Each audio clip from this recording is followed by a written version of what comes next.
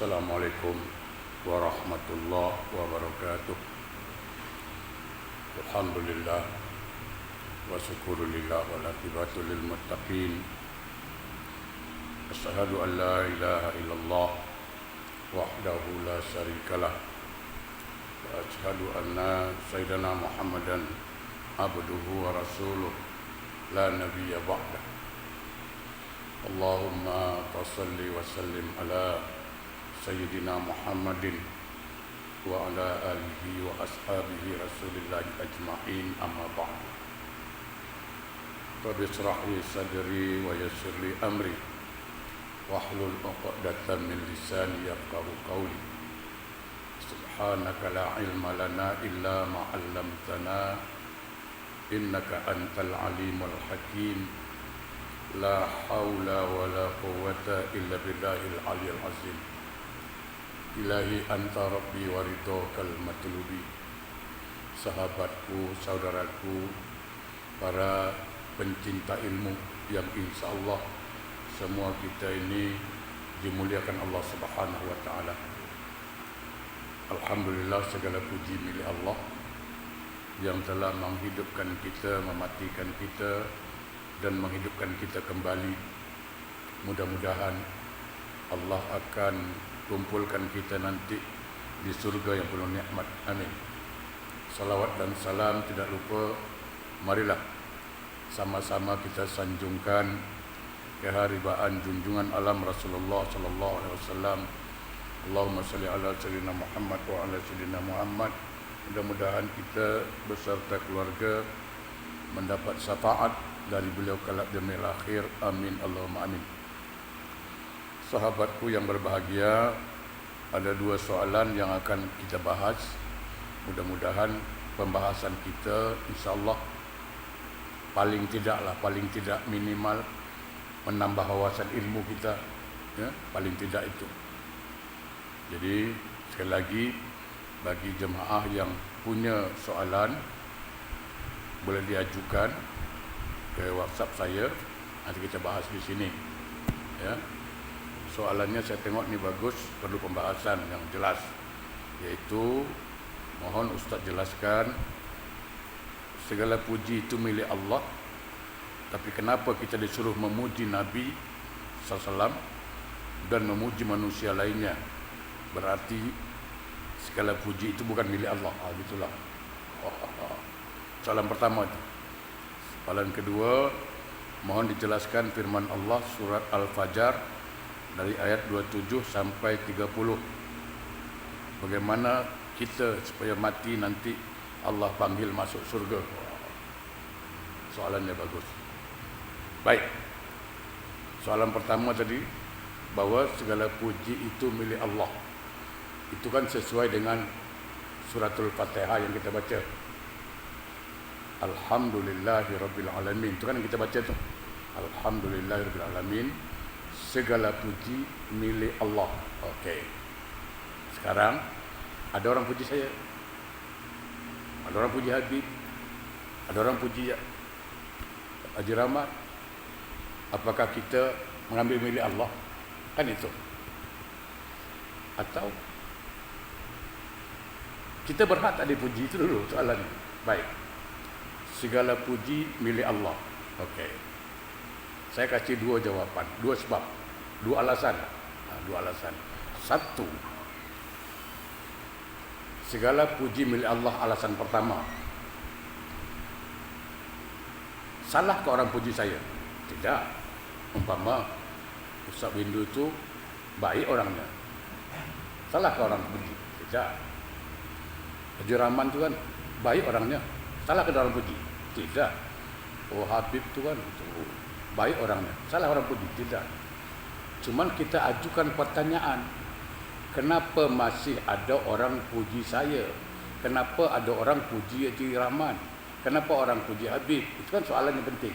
Kenapa masih dipuji? Jawabannya satu, apa? Karena Allah masih menutup aib kita. Itu sebablah orang puji saya. Itu sebab orang puji Haji Ngataman. Itu sebabnya orang puji Haji Rahman. Kenapa? Karena Allah tutup aib kita. Percaya tak? Kalau Allah bukalah aib kita masing-masing, ada tak orang puji kita? Saya rasa tak ada. Okey. Itu rahasianya. Sekali lagi, itu sebabnya kita kalau dipuji orang sebut apa? Alhamdulillah. Kenapa? Karena memang kita tidak layak untuk dipuji. Kenapa? Kenapa orang puji? Karena Allah tutup aib kita. Karena Allah tutup itulah, maka ada orang puji kita. Maka cepat kembalikan kepada Allah. Kenapa? Karena dia yang layak dipuji. Karena Allah tidak ada aib. Faham di sini kan? Jadi itu. Jadi segala puji milik Allah memang. Jadi bukan orang tak salah. Puji saya tak salah. Orang tak salah, puji lain tak salah. Tapi dia mesti kembalikan cepat. Ini nanya. Dia cepat balikkan kepada Allah. Apa tu? Alhamdulillah. Karena yang berhak dipuji milik hanya Allah. Kan ini kan yang kita sebut dalam salat. Alhamdulillahirabbil alamin. Segala puji hanya milik Allah. Nah, kalau orang puji saya tak salah. Yang salah kalau saya gila puji, itu yang salah. Ya kan? Itu satu. Jadi memang milik Allah. Makanya kita sebut alhamdulillah. Kan gitu. Jadi bukan berarti kita mengambil hak Allah, tidak. Tidak. Kan kita balikkan. Kecuali tidak kita pulangkan, baru masalah. Orang puji gitu. Awak ni kan makin handsome, tengok kaki lah bro. Itu lagi cerita lagi. Ya kan? Itu dia tak ingat Allah tu. Kan gitu. Dia balikkan cepat, tu satu. Kenapa orang puji Rasulullah Muhammad? Berarti Muhammad juga gila puji. Itu contoh. Baik. Orang puji saya, berarti saya gila puji. Baik. Tadi saya katakan apa? Alasan pertama, segala puji milik Allah. Kenapa? Karena kita disuruh kalau dipuji orang sebut apa? Alhamdulillah, arti pulangkan kepada Allah. Itu satu. Yang kedua, ketika orang puji Rasulullah, orang puji saya, orang puji Haji Taman, paham tidak?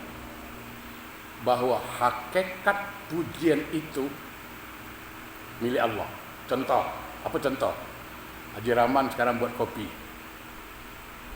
Buat nasi biryani lah. Beliau kan ahli buat nasi biryani, senang. Haji Rahman buat nasi biryani untuk Masjid Al-Huda. Lalu saya puji. Nasi biryani power lah. Nasi biryani ini power, sedap habisnya lah. Saya sedang memuji nasi biryani atau sedang memuji yang buat nasi biryani? Ayo, itu dulu. Saya sedang memuji nasi biryaninya atau sedang memuji Haji Rahman yang buat nasi biryani? Sedang memuji Haji Rahman. Ya kan? Saya ulang balik. Haji Rahman biar paham. Saya maunya paham. Ini sebab ini cerita hakikat. Haji Rahman buat nasi biryani. Lalu saya cakap, nasi biryani Haji Rahman buat, power sih. Sampai 3 kali tambah lah. Saya sedang memuji siapa? Yang membuat nasi biryani. Betul? Bukan nasi biryani yang saya puji. Buat apa dia puji nasi biryani? Saya sedang memuji yang membuat, yang menciptakan nasi biryani itu. Betul? Nah, ketika orang memuji saya, ketika orang memuji Rasulullah, hakikatnya orang sedang memuji yang menciptakan Rasulullah dan yang menciptakan saya. Paham? Itu ngaji hakikat namanya. Jadi ketika lah katakan, ketika Habib kasih $1,000 untuk Al-Huda, kita puji kan? Asal Habib lah, dia kasih $1,000 kan? Hakikatnya saya sedang memuji siapa? Allah. Kenapa? Coba kita rujuk Al-Quran surah An-Nisa 79. A'udzubillahi minaz zib. Ma asabaka min hasanatin fa minallah. Setiap kebaikan yang hamba itu lakukan, apapun kebaikan itu, termasuk sedekah, termasuk solat, apapun kebaikan yang dia buat, hakikatnya dari mana? Hah? Allah kan? Sudah. Jadi saya sedang memuji Allah karena Allah berikan kebaikan itu kepada Habib, Allah berikan kebaikan itu kepada Haji Rahman. Jadi sama. Tadi saya puji bukan muji biryaninya, yang membuat biryani, kan gitu. Sama. Ketika saya puji orang, ketika saya memuji Rasulullah, sebenarnya hakikatnya saya sedang memuji siapa? Yang menciptakan Rasulullah, yang menciptakan manusia yang buat baik itu. Jadi betul, segala puji milik Allah. Walaupun saya puji manusianya, sebenarnya saya puji apa? Yang menciptakan. Oke, saya tengok, cantiknya pemandangan gunung ni kan. Indah betul lah gunung ni. Sebenarnya saya memuji siapa saya? Sedang memuji gunung atau memuji Allah? Allah kan? Itu. Jadi tidak salah segala puji milik Allah. Jadi selama ini kita sangka bila orang puji orang, stop sampai di situ. Tidak. Tidak. Sebenarnya kita sedang memuji Allah. Karena keindahan milik Allah. Kebaikan itu datang dari Allah. Ya kan? Sama lah tadi.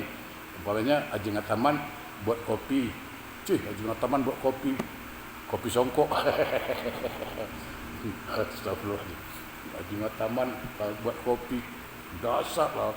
Wih, tak puas lah. Sedap lah. Saya sedang muji kopinya atau Haji Ngataman? Haji Ngataman kan? Itu. Oke, satu. Selesai. Satu soalan. Soalan kedua. Mohon dijelaskan firman Allah. Oke, boleh soalan? Boleh. Kalau kita orang puji saya ini, katakan, tengoklah siapa orangnya gini. Syirik tak? Bukan syirik. Ujub namanya. Ujub. Syirik tak? Syirik, tidak. Syirik menduakan Tuhan.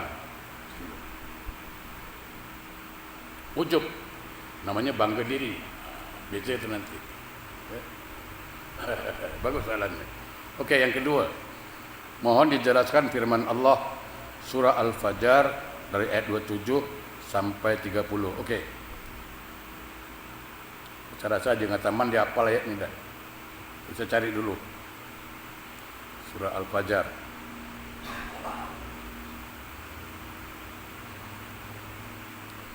Ayat ini bagus sekali untuk kita bincang sekaligus untuk kita amalkan.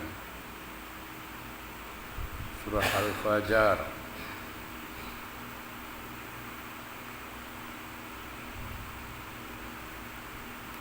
Mana dia? Ini. Surah Al-Fajr 27 sampai 30. Haji Ngataman apa lagi? A'udzubillahi minasyaitonir rajim. Ya ayyatuhan nafsul mutmainnah irji'i ila rabbiki radiyatan mardiyah fadkhuli fi ibadi wadkhuli jannati. Okey. Ya ayyatuhan nafsul mutmainnah, wahai jiwa yang tenang. Okey. Irji'i ila rabbiki radiyatan mardiyah. Kembalilah kepada Tuhanmu dengan hati yang ridha dan diridhoinya. Okey. Fadkhuli fi ibadi.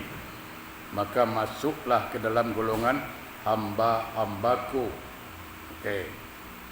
Wadkhuli jannati. Wadkhuli jannati. Dan masuklah ke dalam surga. Sekarang berdasarkan ayat ini, yang menyuruh kita masuk ke dalam surga siapa? Allah. Okey. Allah yang suruh kita masuk. Lalu bagaimana sampai Allah suruh kita masuk surga? Bukankah dalam riwayat dikatakan bahawa kita masuk surga kerana rahmat Allah? Ya kan gitu? Betul. Tapi berdasarkan ayat ini jelas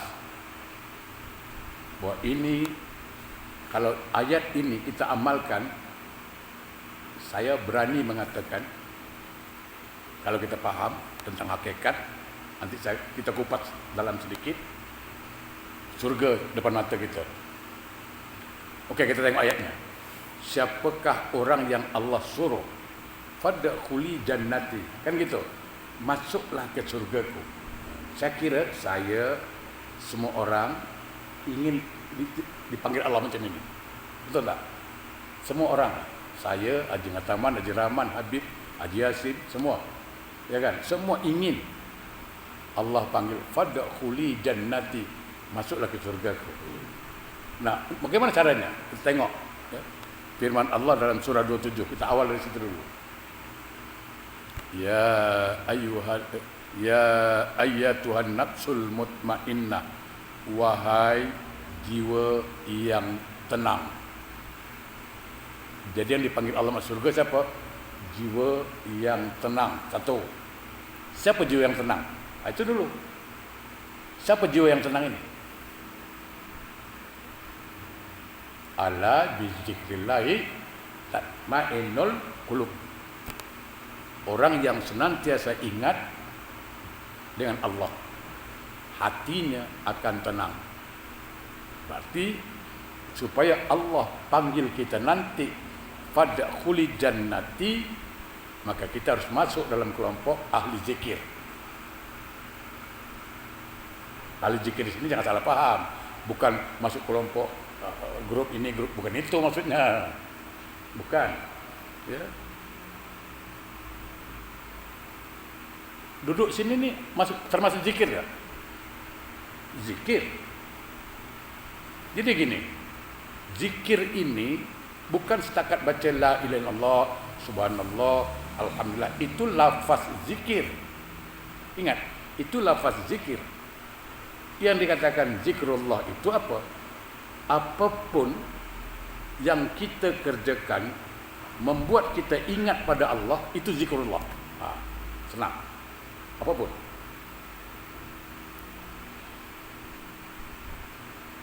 Jadi orang yang selalu zikir, artinya selalu mengingat Allah, zikir di sini. Ya ayyuhallazina amanu dzkurullah dzikran katsira. Wahai orang beriman, zikirlah pada Allah, ingatlah pada Allah pagi dan banyak-banyak. Artinya apa?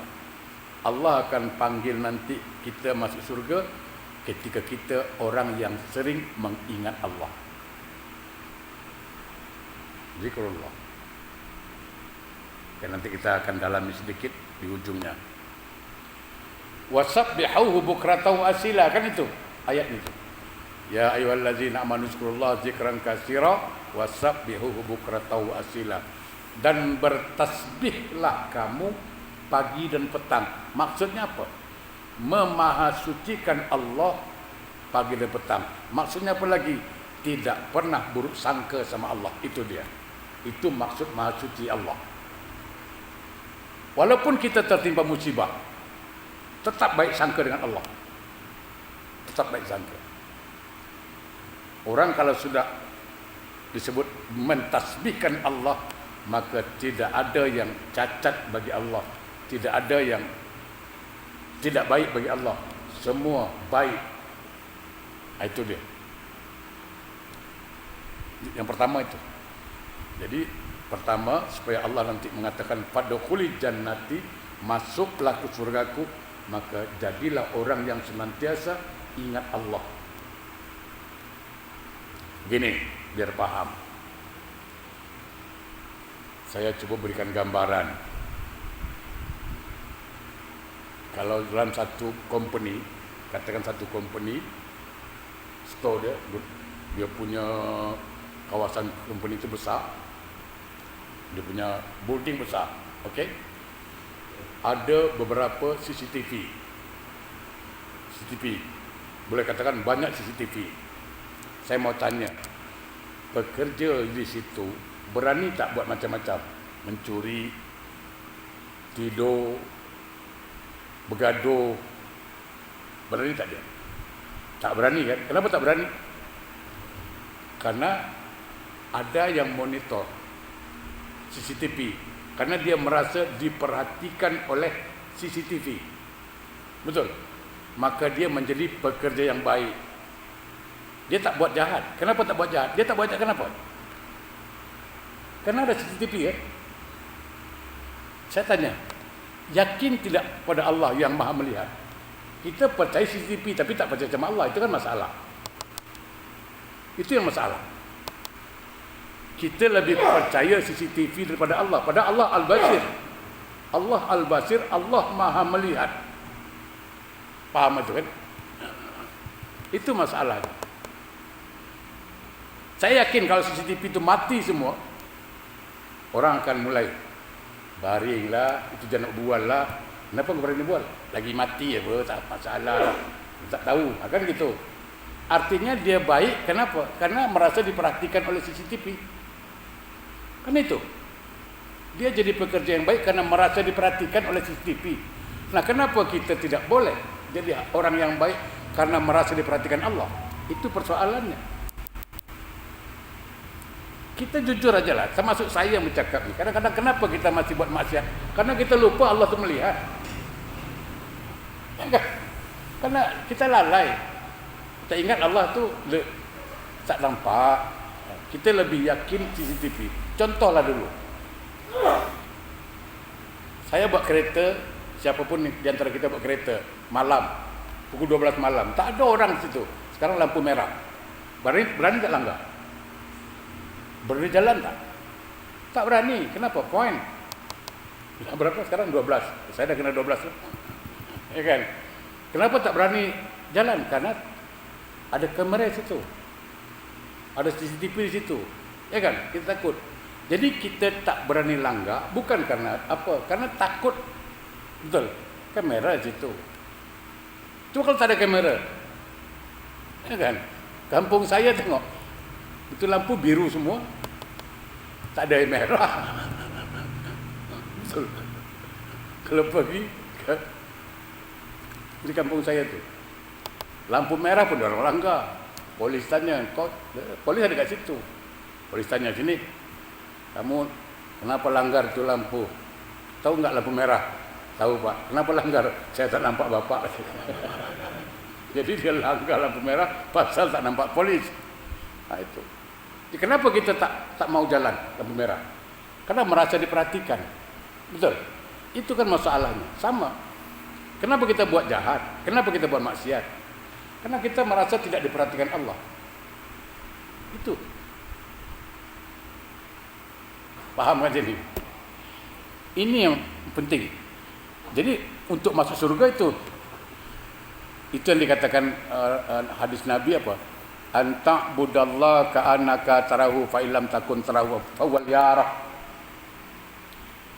Hendaklah kamu menyembah Allah seolah-olah kamu melihat Allah. Kalau engkau tak mampu, memang tak mampu, yakinlah Allah senantiasa melihat kamu. Kan itu.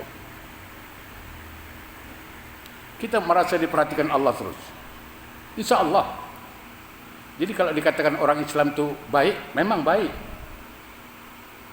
Kalau dia jahat, bukan Islam yang salah. Dia yang salah, manusianya yang salah. Ya kan? Itu satu. Jadi ingin saya katakan apa? Yang akan dipanggil masuk surga itu siapa? Pertama, mutmainnah, nafsul mutmainnah, jiwa yang tenang. Artinya dia baik sangka dengan Allah, selalu ingat Allah, itu zikrullah. Dan orang yang zikrullah itu memang hatinya tenang. Hatinya tenang. Bahkan dalam kata ulama, orang itu akan mati husnul khotimah. Kalau mau mati husnul khotimah, maka buang segala sifat hasad, dengki, iri dan buruk sangka. Kalau sifat itu boleh kita hindarkan, kita buang, maka insya Allah kita akan mati dalam keadaan husnul khotimah. Tapi kita masalah itulah, buruk sangka, hasad, dengki masih ada lah. Itulah masalah itu muncul. Ya. Itu yang satu. Yang kedua, ayat 28, irji'i ila rabbiki radiyatan mardiyah. Irji'i, kembalilah. Ila rabbik, kembali pada Tuhan. Siapa ini yang kembali pada Tuhan? Orang yang bertaubat. Nah, betul kan? Basari'u ila maghfiratin min rabbikum. Saya ingin katakan satu. Saya sudah selalu cerita bab taubat ini, tapi ini saya akan ceritakan pada jemaah supaya kita lebih meyakini kalau kita bertaubat dengan betul-betul taubat, Allah akan ampunkan dosa kita. Perhatikan betul-betul supaya jangan salah faham, ya. Allah punya kekasihnya tak? Allah punya kekasih tak? Siapa kekasih Allah? Rasulullah. Betul. Rasulullah itu kekasih Allah kan? Habibillah. Okey. Rasulullah kekasih Allah. Allah punya musuh tak? Allah punya musuh tak? Ada. Siapa? Setan, iblis. Okey. Rasulullah SAW kekasih Allah, iblis musuh Allah. Okey. Saya mau tanya. Sekarang kita yang si pendosa, okey? Kita yang berdosa sekarang ni bertaubat. Sekarang bertaubat. Saya mau tanya. Allah akan senangkan kekasihnya atau nak senangkan musuhnya? Itu soalan saya. Jawapannya senang. Allah pasti senangkan kekasihnya. Betul. Dan akan kecewakan musuhnya. Betul. Itu sebabnya kenapa kalau kita bertaubat, Allah akan ampunkan dosa kita. Kenapa? Karena Allah ingin senangkan kekasihnya Rasulullah sallallahu alaihi wasallam. Dengan diampunkannya kita. Happy tak Rasulullah? Senang tak Rasulullah? Senang. Siapa yang kecewa sekarang? Setan. Betul tak? Tetapi kalau kita taubat, kita mohon ampun pada Allah, Allah tak ampunkan, yang happy siapa? Setan. Betul kan? Yang happy setan, yang kecewa siapa? Rasulullah. Mana mungkin Allah akan senangkan setan, kecewakan Rasulullah? Mana mungkin? Inilah yang jarang orang kupas. Jadi kalau ditanya happy.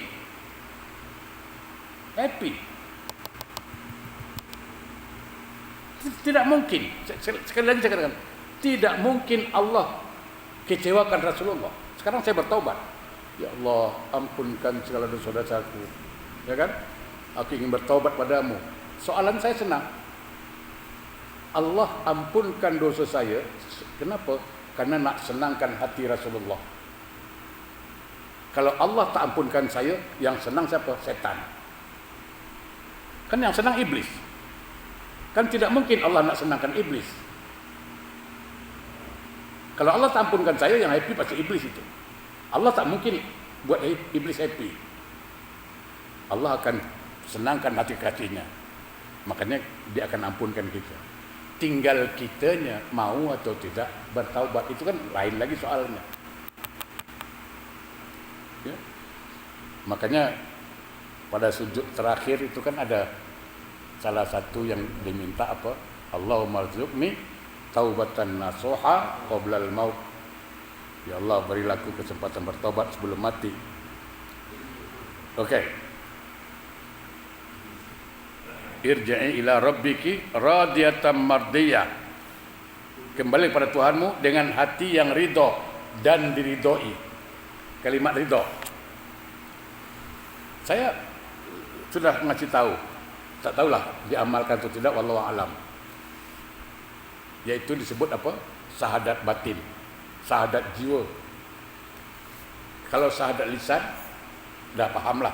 Asyhadu an la ilaha illallah wa asyhadu anna Muhammad Rasulullah. Itu syahadat lisan. Ini yang saya maksud, bukan syahadat lisan tapi syahadat jiwa. Ya, dengan hadis Nabi yang sahih. Apa syahadatnya? Bacalah 3 kali bangun tidur, 3 kali sebelum tidur. Ya. Raditu billahi rabba wa bil islam madina wa bi Muhammadin nabiyya wa rasula. Ada yang mengatakan nabiyya saja. Wa bi Muhammadin nabiyya. Raditu billahi rabba. Ini bukan dilapaskan dalam hati, karena itu sadat batin, sadat kalbu, sadat jiwa. Hati yang berkata itu, tapi tahu makna lah. Raditu billahi rabba. Aku ridho ya Allah engkau sebagai Tuhan. Maka kita minta sekalian, bimbinglah aku ya Allah untuk mendapatkan keridhoanmu. Aku ridho Islam sebagai agamaku, maka bimbinglah aku ya Allah untuk mendapatkan mengamalkan ajaran Islam. Dan aku ridho Muhammad sebagai Nabi, maka bantu aku untuk selalu mengamalkan sunnah Nabi-Mu. Saya fokus pada kalimat ridho. Apa itu ridho? Itu dulu. Orang akan cakap, ridho itu apa? Senang. Ya, boleh. Ridho itu apa? Suka. Okey, tak ada masalah. Selesai masalah. Tapi saya akan cuba dalamkan sikit masalah ridho. Begini. Kita ridho tak dengan isteri kita? Itu soalan dulu. Oh, ridho. Buktinya sampai sekarang jadi istri, ya kan? Haji Ngataman ridho tak dengan istri yang ada sekarang? Jangan takut, dia tak tahu pun. Ya kan?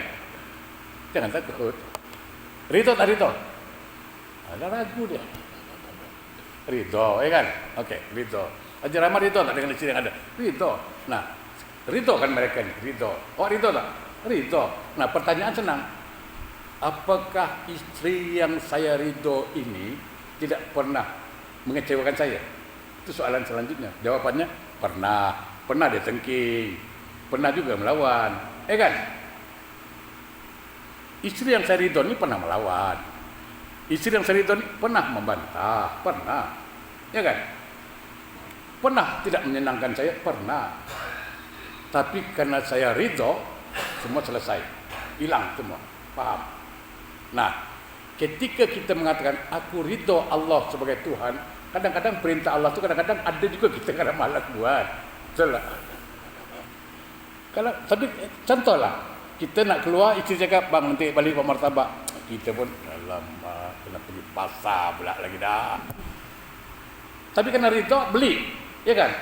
Tapi kadang-kadang tidak senang kita, kurang macam tak berhati jugalah. Tapi karena ridho beli, sama. Malam disuruh tahajud kita kan, kadang tidur sedap-sedap, disuruh tahajud pula. Tapi karena kita ridho Allah sebagai Tuhan, sudah kita buat. Sama. Jadi bukan berarti istri saya ridho istri saya ini, bukan berarti istri saya tak pernah salah, pernah. Saya ridho dengan anak saya, bukan berarti anak saya tak pernah salah. Betul? Sama.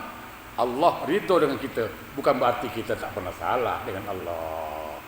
Relax brother, relax. Ya kan? Kita minta ridho Allah bukan berarti kita perfect, orang paling baik. Tidak, pernah salah kita ini. Pernah berdosa. Tapi kalau Allah ridho, kulu khalas, semua selesai. Itu rahasia ridho itu. Bukan berarti ridho ni kita paling baik, bukan. Ridho itu bukan berarti semua perintah Allah itu kita suka. Tidak, ada juga kadang-kadang kita ada duit sekian ratus ribu dolar, nak kena keluarkan zakat, ya kan? Lah berat juga nak keluarkan duit banyak ni. Tapi kena ridho Allah, sudah keluarkanlah. Nak pergi haji lagi, ya kan? Bukan senang pergi haji, duit berapa sekarang? Tapi kena ridho Allah, nah pergi juga, gitulah. Okey, lanjutnya. Ini yang penting. 29. Fadkhuli fi ibadi, maka masuklah kamu ke dalam golongan hamba-Ku. Paham? Ini. Jadi kita harus dapat predikat dulu, mesti dapat sertifikat dulu. Apa tu? Menjadi hamba Allah, baru boleh masuk surga.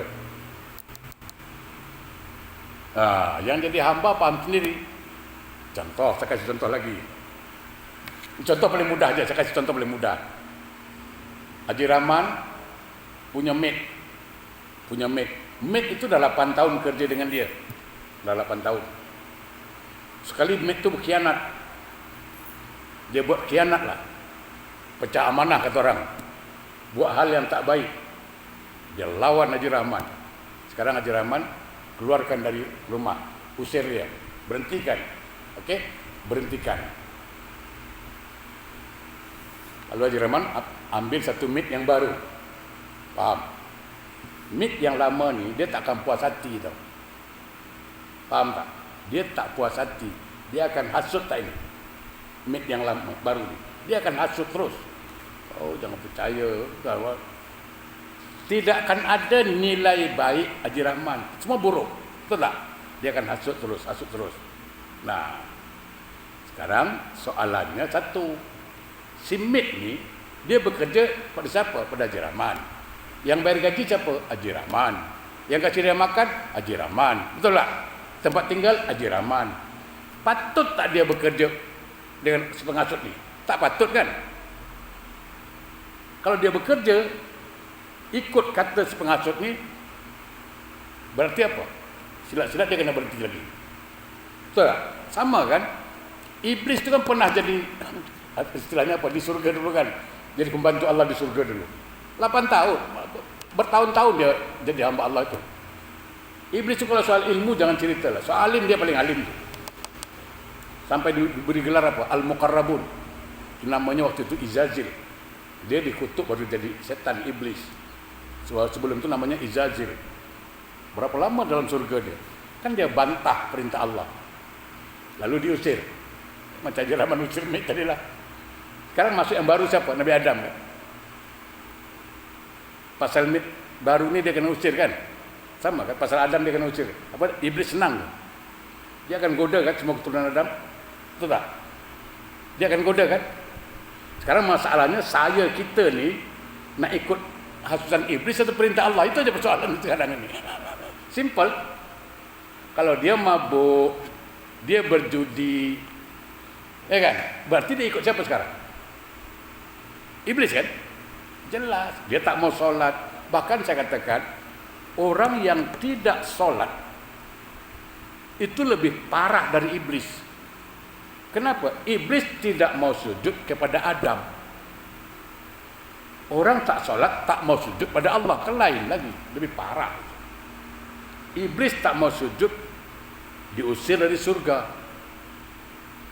Ya kan? Ini kawan saya belum masuk surga dah tak sujud, nak masuk pula.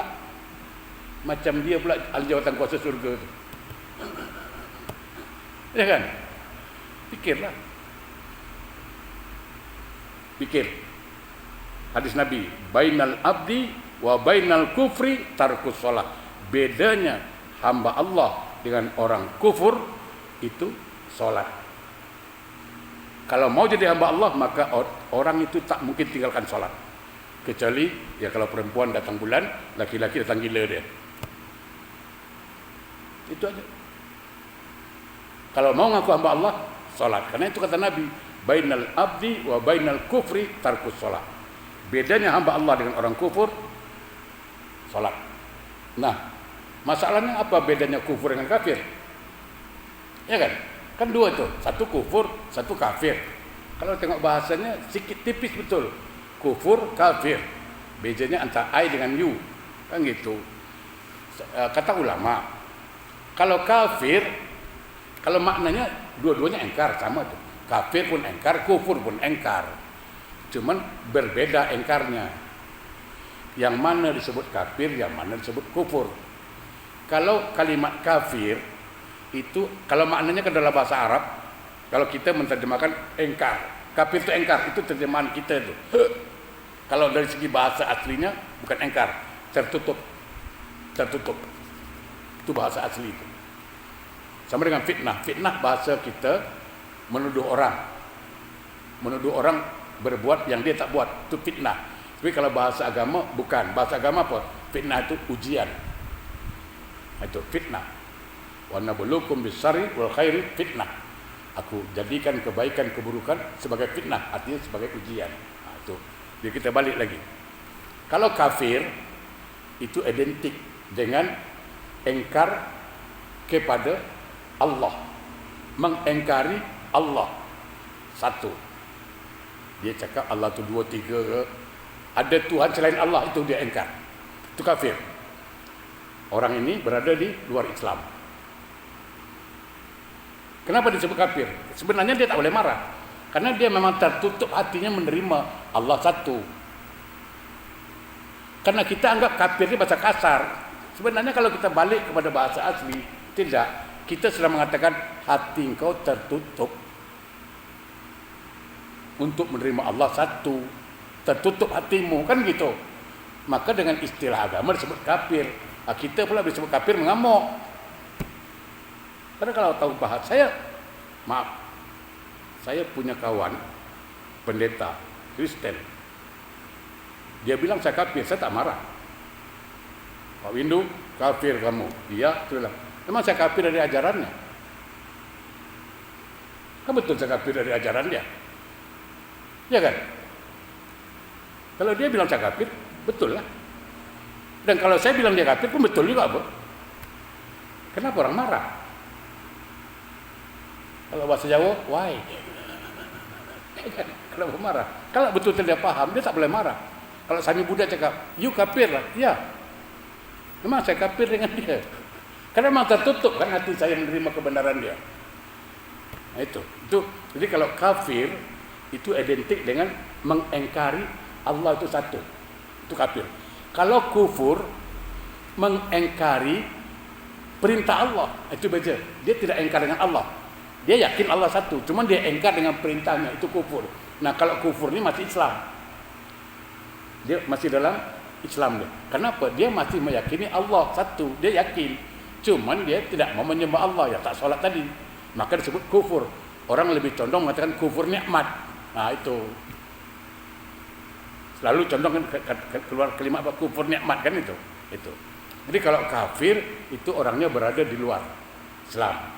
Kalau kafir, kalau kufur itu orangnya Islam.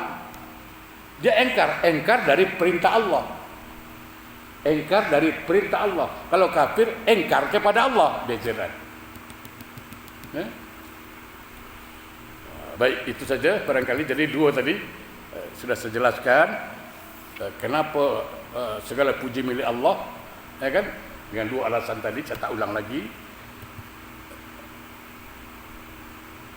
Mudah-mudahan dengan alasan yang dua tadi itu paham, ya kan? Yang kedua, bagaimana supaya Allah panggil kita pada khuli jannati, masuklah ke surga, karena yang punya surga Allah.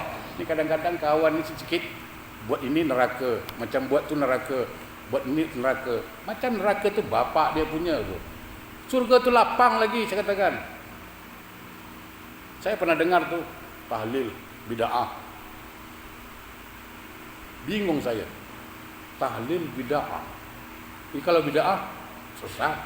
Kalau sesat masuk neraka. Mengaji jauh sikit lah. Orang kafir baca tahlil la ilaha illallah masuk Islam dia. Orang kafir baca tahlil masuk Islam, aku pula orang Islam baca tahlil jadi kafir. What's wrong? Ini apa masalah? Masalahnya apa ni? Orang kafir baca tahlil jadi Islam. Kita orang Islam baca tahlil jadi kafir. Ini kata orang Jawa very funny, man. Ya kan? Jadi kadang-kadang mengaji terlalu jauh. Jangan. Kalau saya senang. Surga tu lapang lagi. Lapang lagi. Baca tahlil surga. Taubat surga. Ustaz, saya solat Ustaz tapi pikiran entah ke mana-mana. Tak apa. Engkau solat pikiran ke mana-mana. Tak apa, daripada engkau ke mana-mana tak solat. Senang kan, happy dia. Bagi dia happy. Ustaz, ini apa ni? Rambut panjang gondrong masuk masjid. Tak apa, gondrong masuk masjid daripada botak masuk penjara. Happy kan? Ustaz, saya Ustaz solat payah dapat khusyuk Ustaz. Kadang-kadang solat Ustaz pikiran kacau Ustaz. Tak dapat khusyuk Ustaz.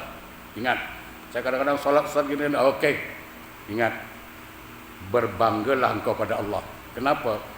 Allah izinkan kepala ni sujud kepada dia. Dah cukup lah itu. Dah. Kita pun nanti jumpa Allah tak malu apa. Kenapa? Pernah sujud. Relax. Kan? Daripada tak pernah sama sekali, macam mana? Tak kalang kabut. Orang tak pernah sujud kepada Allah, tak tahu jumpa Allah. Nak masuk surga pula lagi. Ya kan? Jadi jangan cerita kusuk dulu, nanti pelan-pelan lah. Belajar. Sekarang belum kusuk tak apa. tak apa. Ya kan? Ingat, Allah izinkan kepala ni sujud aja. Alhamdulillah lah tu. Banyak orang tak mau sujud apa. Kan selesai masalah. Jangan mencerca terus. Saya orangnya senang. Pakai teto masuk masjid. Ini tidak berteto, orang pun dia kutuk. Orang tak berteto, tak solat banyak. Kau yang berteto pula kau kacau. Biarlah dia berteto masuk masjid, teto solat, tak ada masalah. Nanti pelan-pelan dia buang sendiri. Saya punya kawan, saya punya jemaah sendiri, samsing habis dulu. Akhirnya saya suruh dia masuk masjid belajar Quran. Akhirnya pergi haji dengan saya. Wah, labbaik Allahumma labbaik dengan teto gelombang Garuda dia. Ya kan? Ya kan? Tak bersalah lah. Tak ada masalah. Nanti setelah dia balik, dia sendiri yang tanya saya, Ustaz, macam mana nak buang teto ni Ustaz? Kan dia sendiri, saya tak suruh buang apa. Dia sendiri, karena Allah beri hidayah tu.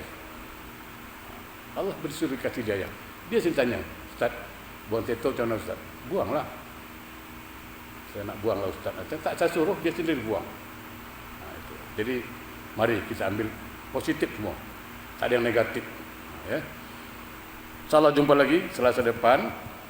Yang benar dari Allah, yang salah dari saya. Mudah-mudahan Allah bimbing kita, Allah tuntun kita menjadi hamba yang baik insyaAllah. Maka jangan lupa setiap bangun tidur ucapkanlah raditu billahi rabba wa bil islami dina wa bi muhammadin nabiyya wa rasulah 3 kali. Nak tidur 3 kali, bangun tidur 3 kali. Ya.